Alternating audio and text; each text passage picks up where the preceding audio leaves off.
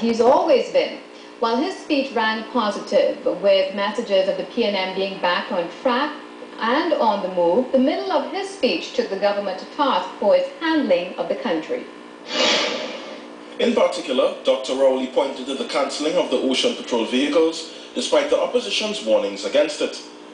He says the Attorney General has taken to taking state board heads to the courts for alleged bad decisions during their tenure, and wondered aloud if the same process will apply to members of government.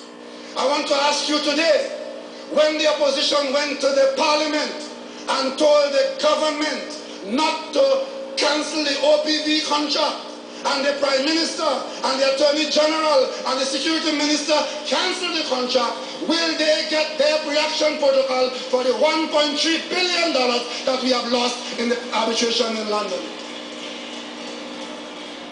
Because if it's good for Malcolm Jones, and if it's good for Lincoln Warner, it must be good for Kamala and for Sandy and for Anand Ramlogan. The chickens are coming home to roost. Dr. Rowley says without the OPVs, we remain vulnerable, as evidenced when Venezuela's Guardia Nacional encroached on our waters recently. According to the opposition leader, Cabinet is now considering paying the $1.3 billion bill incurred by this country for reneging on the OPV's deal.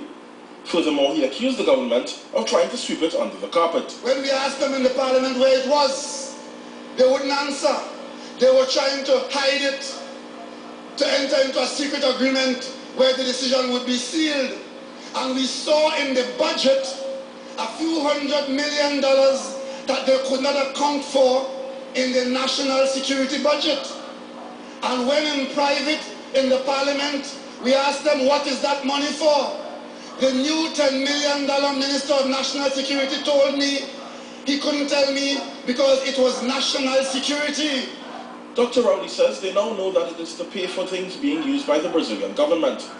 He went on to reveal that the PNM's manifesto will be ready for the next election, and in it will be clear policy for a better collaborative environment, a consistent energy position, and measures to address waning investor confidence. Jovan Ravello, TV6 News.